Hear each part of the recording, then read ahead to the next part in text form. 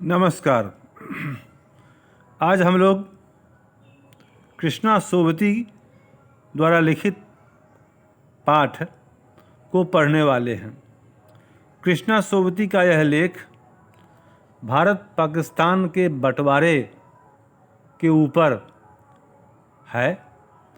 भारत का बंटवारा 1947 में हुआ। आज़ादी के साथ हम लोगों ने बंटवारा को स्वीकार किया और उस बंटवारे में बहुत बड़ा दर्द से सना हुआ इतिहास है। ऐसी कहानियां हैं कि बंटवारे के कारण बहुत सारे लोगों को पाकिस्तान से भारत और भारत से पाकिस्तान जाना पड़ा। तो इस घटना का भावनात्मक पहलू भी है जो बहुत ज़्यादा महत्वपूर्ण है। तो कृष्णा सोबती ने इसी भारत पाकिस्तान के बंटवारे की पृष्ठभूमि पर आधारित ये कहानी हम लोगों के समक्ष प्रस्तुत की है। तो सबसे पहले हम लोग कृष्णा सोबती के विषय में जानते हैं जो आपकी इस पाठ्य पुस्तक में लिखा हुआ है। तो इनका जन्म हुआ था 1925 में। जन्म स्थान था गुजरात, पश्चिमी पंजाब जो अभी पाकिस्तान का हिस्सा है। अभी वह प्रदेश पाकिस्तान में है। वृत्ति इनकी थी स्वतंत्र लेखन। सांप्रतिक निवास नई दिल्ली। सम्मान इनको मिला साहित्य अकादमी सम्मान, हिंदी अकादमी का शलाका सम्मान, साहित्य अकादमी की 72 सदस्यता, बिहार का राजेंद्र शिखर सम्मान सहित अनेक राष्ट्रीय पुरस्कार कृष्णा सोबती को प्राप्त हुए। प्रमुख जो कृतियां हैं इनकी वो हैं यारों के यार, जिंदगी नामा, दिलो दानिश, ऐ लड़की, समय सरगम उपन्यास, डार से बिछुड़ी, मित्रों मर जानी, बादलों के घेरे, सूरजमुखी अंधेरे के कहानी संग्रह, हम हशमत, शब्दों के आलोक में, शब्द चित्र संस्मरण। स्वतंत्रता के बाद के हिंदी कथा साहित्य में कृष्णा सोबती एक बड़े समर्थ कद्दावर रचनाकार का नाम है। कृष्णा एक महिला कथाकार हैं, किंतु उनका कथाकार व्यक्तित्व महिला होने की किसी रियायत या खासियत पर जिंदा नहीं है। प्रायः ऐसा होता है कि महिलाओं के नाम पर हम लोग रियायत की बात करते हैं, कुछ छूट देते हैं। लेकिन कृष्णा सोबती का साहित्य किसी भी सहायता का मोहताज नहीं है। उनके कथा साहित्य की आधारभूत शक्ति, सामर्थ्य और वैशिष्ट उनके महिला होने पर मुनहसर नहीं, उसके स्रोत और जड़ें उनके विशाल जीवनानुभव, कल्पनाशील कथा प्रतिभा, भाषा सामर्थ्य, कलात्मक अंतर्दृष्टि और मनस्वी बौद्धिकता में है। कृष्णा सोबती में अथक और अप्रतिहत नैतिक साहस तथा मानसिक स्वातंत्र्य की आध्यात्मिक शक्ति है। यह शक्ति सामर्थ्य उनके लेखक को कभी पुराना नहीं पड़ने देती। नित्य नई ताजगी और उत्साह के साथ वे अपने पुराने नए अनुभवों के भीतर से कोई सूत्र, कोई सिरा उठाकर एक अपूर्व कृति पेश कर देती हैं। प्रकृति, समाज, परिवेश और व्यक्तियों के साथ उनके संबंध नित्य नए हैं और इसी ताकत के सहारे वे समय के साथ हमकदम बनी रहती हैं। कृष्णा में परिवेश और मानव चरित्रों के अंतर मन में बैठने तथा मानव संबंधों के नए नए रूपों, भंगिमाओं को समझने और उनके मर्म को जज्ब करने की अद्भुत सामर्थ्य है। जज्ब करना मतलब पचाना, बड़े विचार को सुनना और उन्हें पचाना, ये बड़ी बात होती है। नहीं तो बड़े विचार आप सुन गए, पचाए नहीं तो सिर्फ वोमिटिंग करते फिरिएगा तो विचार के क्षेत्र में भी लोग वोमिटिंग करते हैं, उल्टियाँ कर बैठते हैं। तो बड़े विचार लेंगे तो उसको पचाएंगे मतलब उसे समझकर जहाँ तक संभव हो अपने जीवन में लागू करना चाहिए। तो उसी को बोला जाता है पचाना, जज्ब करना। जज्ब करने की अद्भुत सामर्थ्य है। उन्होंने हिंदी कथा को कई अविस्मरणीय चरित्र दिए हैं। कृष्णा सोबती की कथा भाषा वैविध्यपूर्ण और बहुरूपा है। वैविध्यपूर्ण है, इनकी भाषा विविधता है, बहुरूप है, कई प्रकार की है। उसमें संस्कृत, उर्दू, पंजाबी और अन्य देशज विरासतों का ऐसा घोल है जो एक दिलचस्प रंगत लिए उभरता है। परिवेश, परिस्थिति और चरित्रों के मुताबिक वे अपनी भाषा को एक संयत और कलात्मक रूप देती हैं, जिससे किताब से बाहर असली जिंदगी का आभास होता है। कृष्णा सोबती के पास भारत विभाजन का दर्द भरा निजी अनुभव है, जिसे हम उनके कथा साहित्य में एक त्रासदी के रूप में उपस्थित पाते हैं। ये भुक्तभोगी थीं। भारत पाकिस्तान का बंटवारा हुआ और कृष्णा सोबती को भी इस अनुभव से गुजरना पड़ा, जो अनुभव बहुत ही बड़ा दर्द भरा था। प्रत्यक्ष और परोक्ष दोनों ही रूपों में ये उनके साहित्य में उपलब्ध है। कहना न होगा कि यह हमारी राष्ट्रीय त्रासदी है। बंटवारा का इतिहास भारत और पाकिस्तान दोनों के लिए राष्ट्रीय त्रासदी है, विपदा है, जिसकी स्मृति लोकमानस में अमिट है, जिसे कोई भूल नहीं सकता है। यहाँ प्रस्तुत कहानी सिक्का बदल गया भारत विभाजन की इसी पीड़ा भरी पृष्ठभूमि को लेकर लिखी गई है और हिंदी की एक प्रसिद्ध कहानी है। कहानी में विभाजित भारत के उस हिस्से जिसको हम पाकिस्तान कहते हैं कि रहने वाली शाहनी अपने दुख भरी स्मृतियाँ, संबंध, खेत, हवेली और जैसे अपनी पूरी जिंदगी को छोड़ शरणार्थी होकर इस पार आती है, क्योंकि सिक्का बदल चुका है, मुल्क बंट गया है, निज़ाम बदल गया है। इस दारुण यथार्थ के आगे हिंदू और मुसलमान होना सचमुच कितना सतही और तुच्छ लगता है। कहानी एक साथ कई कोणों से सोचने और महसूस करने के लिए हमारे आगे बहुत कुछ रख देती है। तो उस समय जो लोग अपना घर द्वार छोड़कर भारत छोड़ के पाकिस्तान गए या पाकिस्तान छोड़ के भारत आए, उनकी स्थिति वाकई बहुत ही दयनीय थी। और इसी पृष्ठभूमि पर कृष्णा सोबती की ये कहानी आज हम लोग पढ़ने वाले हैं। अब इसके विषय में यहाँ जो लिखा है ये भी बहुत महत्वपूर्ण है। ये कृष्णा सोबती का ही लिखा हुआ है। विभाजन जैसी ऐतिहासिक घटनाएं जो संघर्ष के बाद किसी एक देश के विभाजन और नए देश के जन्म का कारण भी बनी हों, उनके राजनीतिक और सामाजिक विश्लेषण के बिना ही एक तरफा दोषारोपण करना भोलापन ही होगा। यह कहना कि यह दल अथवा वह दल, समुदाय, जाति, संप्रदाय ऐसा करने का गुनहगार है, हिंसा, नरसंहार, आगजनी, मारकाट और राजनीतिक महत्वाकांक्षाओं में से लुप्त होते हुए सिर्फ एक समुदाय विशेष को अपराधी करार देना न राजनीतिक विश्लेषण होगा और न ही साहित्यिक अथवा ऐतिहासिक। विभाजन ऐसे ऐतिहासिक विघटन की मानवीय स्मृति है जिसे भूलना नामुमकिन है और याद रखना खतरनाक।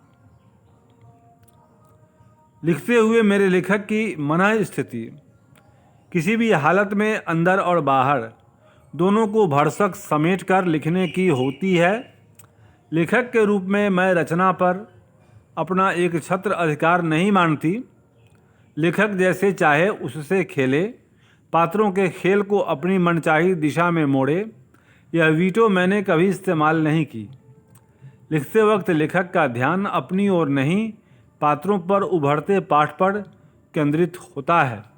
ये कृष्णा सोबती ने बताया उनके कहने का मतलब है कि इस कहानी में सच्चाई का पुट है, यथार्थ जो उन्होंने भोगा है, अनुभव किया है, उस सच को इस स्टोरी में, इस कहानी में पृष्ठभूमि के रूप में दिखाकर सोबती ने विभाजन के दर्द को हमसे साझा किया है। तो हम लोग अब इस कहानी को पढ़ते हैं तो कहानी की पृष्ठभूमि आपको समझ में आ गई होगी कि सन 47 में भारत और पाकिस्तान में बंटवारा हुआ और बंटवारा की जो कीमत है वो बहुत बड़ी थी। दंगे हो गए, हज़ारों लोग यहाँ से भारत से पाकिस्तान गए और पाकिस्तान से भारत आए। इस बीच में कितने लोगों के घर द्वार छूटे, धन संपत्ति उनकी बर्बाद हो गई।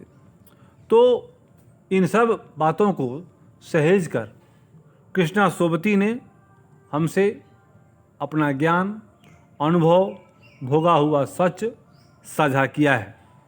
सिक्का बदल गया। सिक्का क्या होता है? जो देश में चलता है। मुद्रा तो भिन्न भिन्न देशों की सिक्के, मुद्राएं उनकी अलग अलग होती हैं। तो उसी तरह से एक कहानी है, सिक्का बदल गया। कहीं न कहीं इस बात की चर्चा होगी कि सिक्का बदल गया का इस कहानी में क्या संदर्भ है। खद्दर की चादर ओढ़े, हाथ में माला लिए शाहनी जब दरिया के किनारे पहुंची तो पौ फट रही थी। आसमान के पर्दे पर लालिमा फैलती जा रही थी। शाहनी ने कपड़े उतारकर एक ओर रखे और श्री राम करती पानी में होली। अंजलि भरकर सूर्य देवता को नमस्कार किया, अपनी उनीदी आँखों पर छींटे दिए और पानी से लिपट गई। ये पानी में स्नान कर रही है कौन? तो ये शाहनी जो हिंदू है, जो राम राम करती है, श्री राम का नाम लेती है, सूर्य देवता को पूजती है।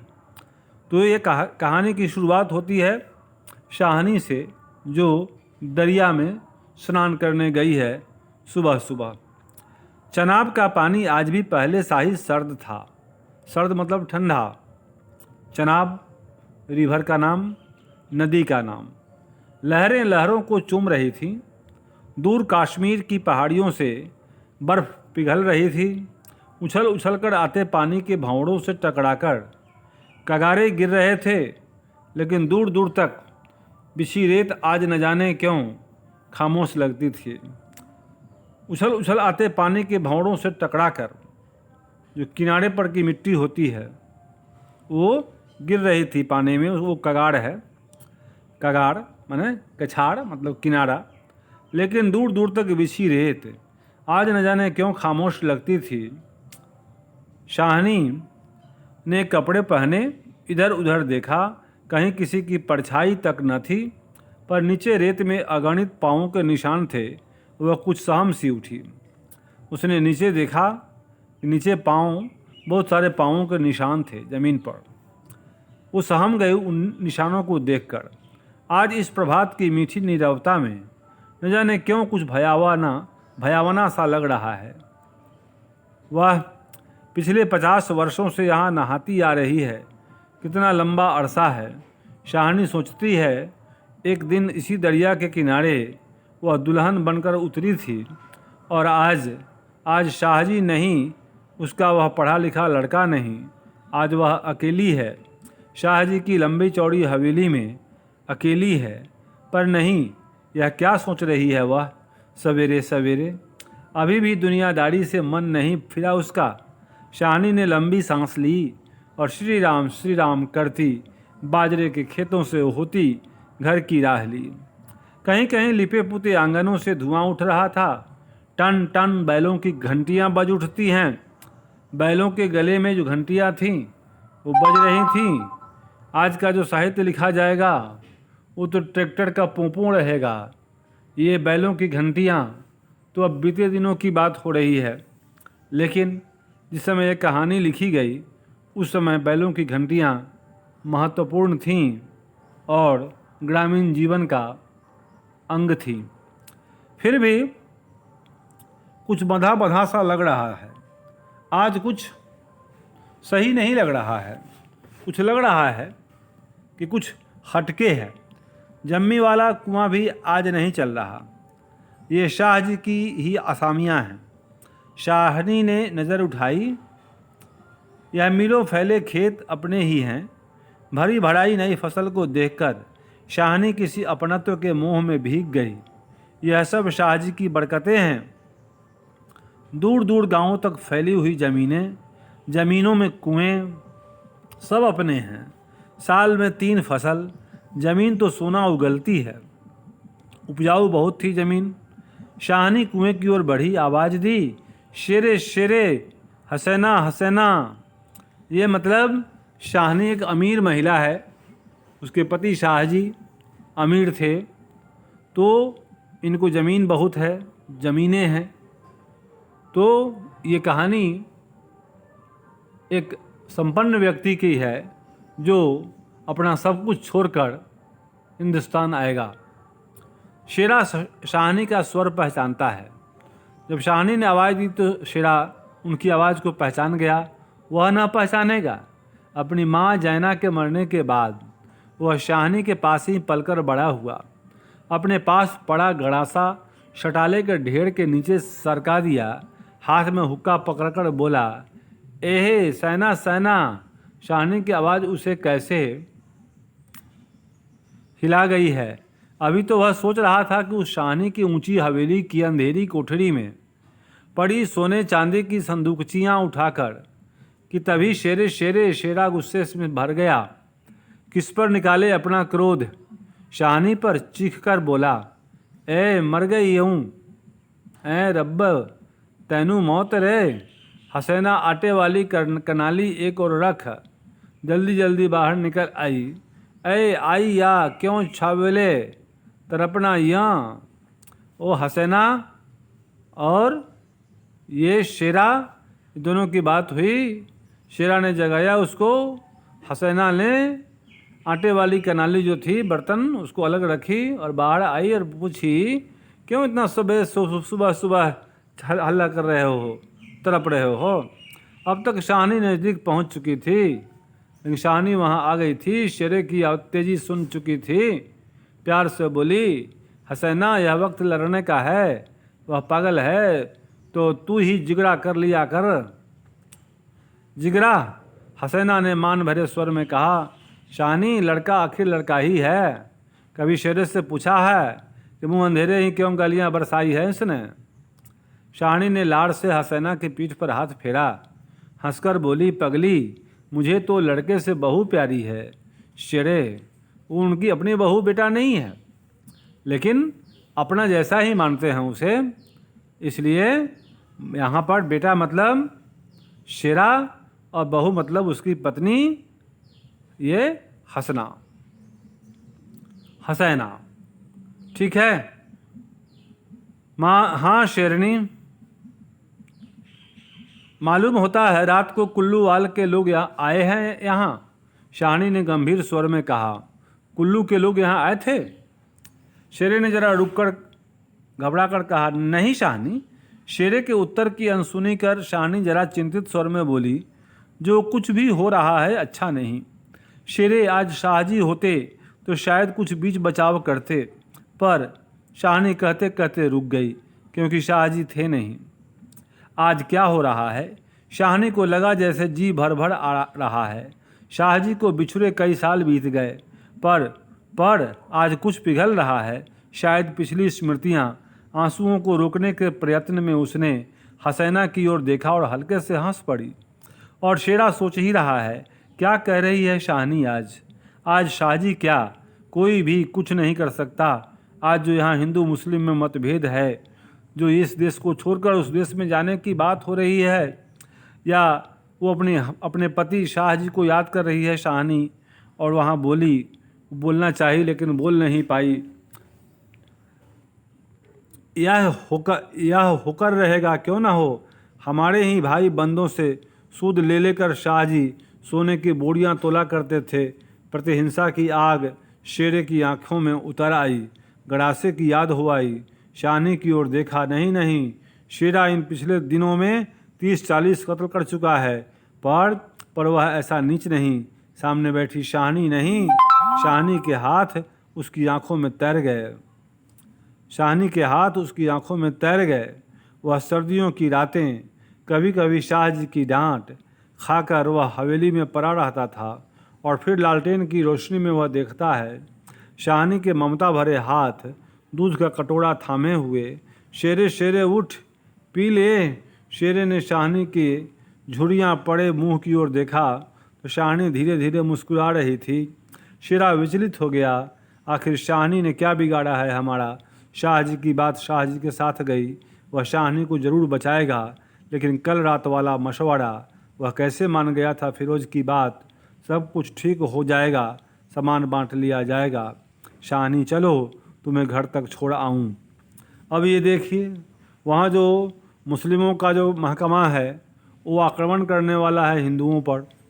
तो ये हिंदू शाह जी और शाहनी उनकी पत्नी, इन पर आक्रमण करने की बात हो रही है। इन्हीं की ज़मीन में रहने वाला आसामी इसका, जिसको बचपन से पालकर शाहनी ने बड़ा किया, शेरा जो मुसलमान है, वो अपने धर्म वालों के आदेश से सबका खून करके उनकी संपत्ति को छीन लेने का प्लान बना चुका है और फिरोज की बात मान चुका है कि ऐसा करेगा। शाहनी को देख करके शाह जी के का जो बड़प्पन था, जो अमीर थे, तो उसके प्रति एक नफरत का भाव शेरा के मन में था। जो गरीब को जब भड़काया जाए अमीर का धन लूट लेने के लिए, जो भावना होती है वही भावना शेरा के मन में है। लेकिन शेरा को जब शाहनी की सहायता भरी क्रियाएं याद आईं तो वह शाहनी पर आक्रमण करने के मूड से बाहर निकल आया। जैसे उसे अपने ऊपर ग्लानि हुई कि वो फिरोज की बात को मान क्यों गया। सब कुछ ठीक हो जाएगा, सामान बांट लिया जाएगा, ये बोला था फिरोज कि ज़मीन वाले को मार दो, शाहनी का काम तमाम करो, और जो बचेगा इनका हिस्सा वो सब हम लोग आपस में बांट लेंगे। शाहनी चलो, तुम्हें घर तक छोड़ आऊँ। शेरा बोला कि नहीं, शाहनी को घर तक छोड़ आना चाहिए, नहीं तो वो नहीं तो कोई और भी उन पर आक्रमण कर सकता है। ऐसी भयावह स्थिति थी बंटवारे के समय। तो पाकिस्तान में तो क्लियर हो गया था कि वहाँ मुस्लिम देश ही बनेगा वो, तो इसलिए वहाँ जैसे ही बात क्लियर हो गई कि यहाँ मुसलमान राष्ट्र होगा, तो वहाँ हिंदुओं को भागने के अलावा कोई विकल्प ही नहीं था, और उनकी ज़मीनें छीन ली जा रही थीं, उनको मारा जा रहा था। इस त्रासद स्थिति का हम यहाँ दर्शन कर रहे हैं। शाहनी उठ खड़ी हुई।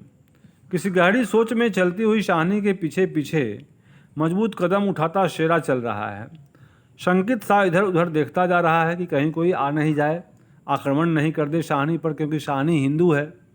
अपने साथियों की बातें उसके कानों में गूंज रही हैं, पर क्या होगा शाहनी को मारकर? शाहनी हाथ चढ़े। शाहनी को शेरा बोला, शेरा चाहता है कि सिर पर आने वाले खतरे की बात कुछ तो शाहनी को बता दे, मगर वह कैसे कहे? वह कहना चाहता है कि शाहनी को आगाह कर दें कि मुसलमान उनको मार देना चाहते हैं, लेकिन वो कह नहीं पा रहा है। फिर बोला शाहनी ने सिर ऊंचा किया। आसमान धुएं से भर गया था। शेरा जानता है यह आग है। जबलपुर में आज आग लगनी थी, लग गई। जबलपुर में आग लगाने का प्रोग्राम था उपद्रवियों का, इसलिए वहाँ आग लग गई। शाहनी कुछ न कह सकी, उसके नाते रिश्ते सब वहीं हैं। हवेली आ गई। शाहनी ने शून्य मन में ड्योढ़ी में कदम रखा, बरामदे में कदम रखा। शेरा कब लौट गया उसे कुछ पता नहीं। दुर्बल सी देह और अकेली, बिना किसी सहारे के, न जाने कब तक वहीं पड़ी रही शाहनी। दोपहर आई और चली गई। हवेली खुली पड़ी है। आज शाहनी नहीं उठ पा रही, जैसे उसका अधिकार आज स्वयं ही उससे छूट रहा है। शाह जी के घर की मालकिन, लेकिन नहीं, आज मुंह नहीं हट रहा, मानो पत्थर हो गई हो। पड़े पड़े सांझ हो गई, पर उठने की बात फिर भी नहीं सोच पा रही। अचानक रसूली की आवाज़ सुनकर चौंक उठी। शाहनी सुनो, ट्रकें आती हैं लेने। ट्रकें शाहनी उसके सिवाय और कुछ न कह सकी। हाथों ने एक दूसरे को थाम लिया। बात की बात में खबर गांव भर में फैल गई। बीबी ने अपने विकृत कंठ से कहा, शाहनी, आज तक ऐसा न हुआ, न कभी सुना। गजब हो गया, अंधेर पड़ गया। शाहनी मूर्तिवत वहीं खड़ी रही। नवाब बीबी ने स्नेह सनी उदासी से कहा, शाहनी, हमने तो कभी न सोचा था। शाहनी क्या कहे कि उसी ने ऐसा कब सोचा था कि यह देश छोड़ करके जाना पड़ेगा, अपनी ज़मीनें छोड़ करके जानी होंगी बिना कुछ लिए हुए। नीचे से पटवारी बेगू और जेलदार की बातचीत सुनाई दी। शाहनी समझी कि वक्त आन पहुंचा। मशीन की तरह नीचे उतरी, पर ड्योढ़ी न लांघ सकी। किसी बहुत गहरी आवाज़ से पूछा, कौन कौन है वहाँ? कौन नहीं है आज वहाँ? सारा गांव है जो उसके इशारे पर नाचता था कभी। उसकी असामियाँ हैं जिन्हें उसने अपने नाते रिश्तों से कभी कम नहीं समझा। लेकिन नहीं, आज उसका कोई नहीं। आज वह अकेली है। आज उसे सब कुछ छोड़ कर के जाना है और गांव वाले उसकी ज़मीनों को आपस में बांट लेंगे। ठीक है, ये होगा। इसको कहते हैं हिंसा, और इसको कहते हैं हिंसा का शिकार होना। शाह जी, जो इतने दिनों से वहाँ अमीर बनकर थी, आज त्रासदी ये है कि उसे सब कुछ छोड़ करके हिंदुस्तान आना है। यह भीड़ की भीड़, उसमें कुल्लू वाल के जाट। क्या सुबह ही न समझ गई थी? बेगू पटवारी और मस्जिद के मुल्ला इस्माइल ने जाने क्या सोचा, शाहनी के निकट आ खड़े हुए। बेगू आज शाहनी की ओर देख नहीं पा रहा। धीरे से जरा गला साफ करते हुए कहा, शाहनी, रब्बू नू यही मंजूर सी। रबनू यही मंजूर सी। रब को यही मंजूर है, भगवान को, ऊपर वाले को, अल्लाह को। शाहनी के कदम डोल गए। चक्कर आया और दीवार के साथ लग गई। इसी दिन के लिए छोड़ गए थे शाहजी उसे। बेजान सी शाहनी की ओर देखकर बेगू सोच रहा है, क्या गुजर रही है शाहनी पर। मगर क्या हो सकता है, सिक्का बदल गया है, ज़माना बदल गया है। शाहनी का घर से निकलना छोटी सी बात नहीं। गांव का गांव खड़ा है, हवेली के दरवाजे से लेकर उस दाड़े तक जिसे शाहजी ने अपने पुत्र की शादी में बनवा दिया था। तब से लेकर आज तक सब फैसले, सब मशवरे यहीं होते रहे हैं। इस बड़ी हवेली को लूट लेने की बात भी यहीं सोची गई थी। यही नहीं कि शाहनी कुछ ना जानती हो, वह जानकर भी अनजान बनी रही। उसने कभी बैर नहीं जाना, किसी का बुरा नहीं किया। लेकिन बूढ़ी शाहनी यह नहीं जानती कि सिक्का बदल गया है। आज लूटने वाले लोग हावी हैं, जिनको कभी वो ज़मीनें नहीं थी, आज उस ज़मीन के मालिक होने के वे सपने देख रहे हैं। वो ज़मीन वाला भाग जाएगा और सभी जो गांव के होंगे वो सभी उसको कब्जिया लेंगे। तो ये कहानी है, ऐसे हालात थे। देर हो रही थी। थानेदार दाऊद खां जरा अकड़कर आगे आया और ड्योढ़ी पर खड़ी जड़ निर्जीव छाया को देखकर ठिठक गया। दाऊद खां थानेदार है। वो शाहनी को देख करके थोड़ा ठिठका। वही शाहनी है जिसके शाहजी उसके लिए दरिया के किनारे खेमे लगवा दिया करते थे। यह तो वही शाहनी है जिसने उसकी मंगेतर को सोने के कनफूल दिए थे मुंह दिखाई में। उस दरोगा को, थानेदार को, दाऊद खां को याद आई वो बात। यही वो शाहनी है जिसने उसकी वाइफ को, उसकी पत्नी को, मंगेतर को सोने के कनफूल दिए थे। अभी उसी दिन जब वह लीक के सिलसिले में आया था तो उसे उद्दंडता से कहा था, शाहनी, भागोवाल मस्जिद बनेगी, 300 रुपये देने पड़ेंगे। शाहनी ने अपनी उसी सरल स्वभाव से 300 रुपये आगे रख दिए थे। और आज शाहनी दाऊद खां ने आवाज़ दी, वह थानेदार है, नहीं तो उसका स्वर शायद आंखों में उतर आता। शाहनी गुमसुम कुछ न बोल पाई। शाहनी ड्योढ़ी के निकट जाकर बोला, देर हो रही है शाहनी, कुछ साथ रखना हो तो रख लो। कुछ साथ बांध लिया है, सोना चांदी। शाहनी अस्फुट स्वर में बोली, सोना चांदी?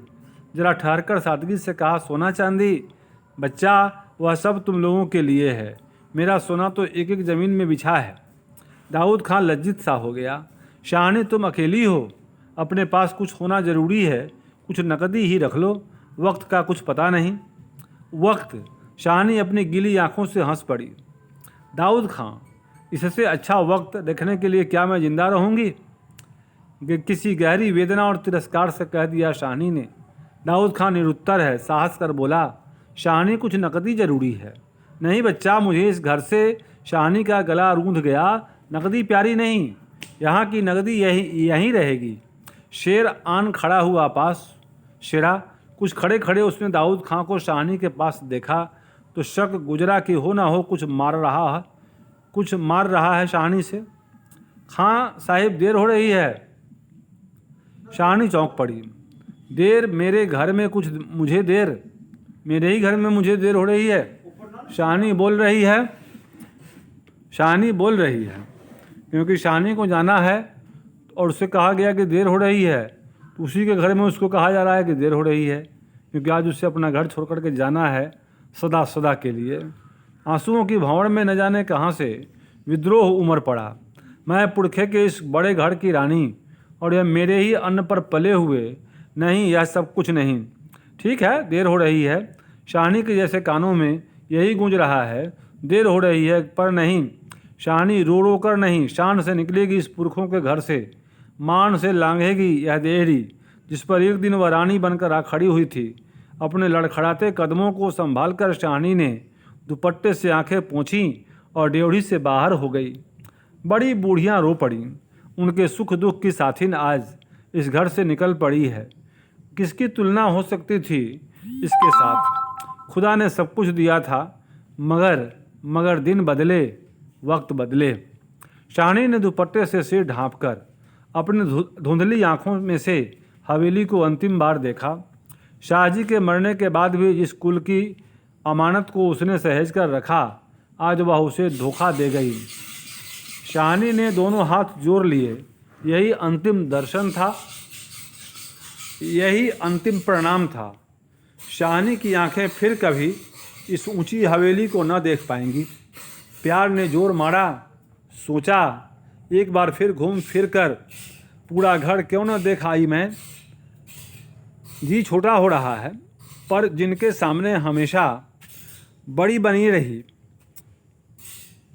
उनके सामने वह छोटी न होगी। इतना ही ठीक है, बस हो चुका। सिर झुकाया। ड्योढ़ी के आगे कुल वधू की आंखों से निकलकर कुछ बूंदें चू पड़ी। शाहनी चल दी। ऊंचा सा भवन पीछे खड़ा रह गया। दाऊद खां, शेरा, पटवारी, जैलदार और छोटे बड़े बच्चे, बूढ़े, मर्द, औरतें सब पीछे।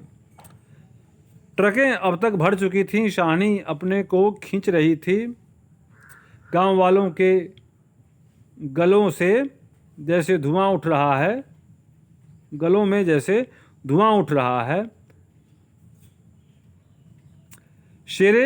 खूनी शेरे का दिल टूट रहा है। दाऊद खां ने आगे बढ़कर ट्रक का दरवाज़ा खोला।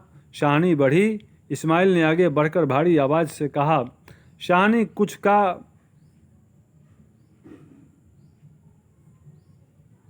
जाओ, तुम्हारे मुंह से निकली शीश झूठी नहीं हो सकती है, कुछ आशीर्वाद दे जाओ। तुम्हारे मुंह से जो आशीष निकलेगा वह झूठी नहीं होती है। और अपने साफे से आंखें का पानी पोंछ लिया। शाहनी ने उठती हुई हिचकी को रोककर रूंधे रूंधे गले से कहा, रब तुहानू सलामत रखे बच्चा, खुशियाँ बख्शे। ये शाहनी बोली कि भगवान करे, ऊपर वाला करे कि तुम सलामत रहो, अच्छा रहो, खुश रहो। वह छोटा सा जनसमूह रो दिया। जरा भी दिल से में मैल नहीं शाहनी के, और हम इस शाहनी को नहीं रख सके। शेरे ने बढ़कर शाहनी के पांव छुए। शाहनी जैसे कुछ नहीं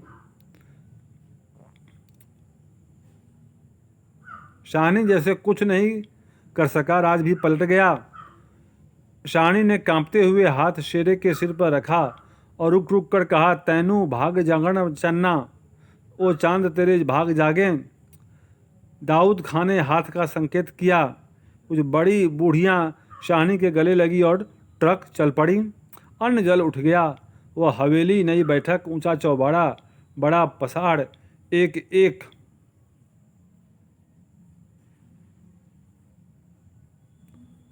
कारनामे घूम रहे हैं शाहनी की आंखों में।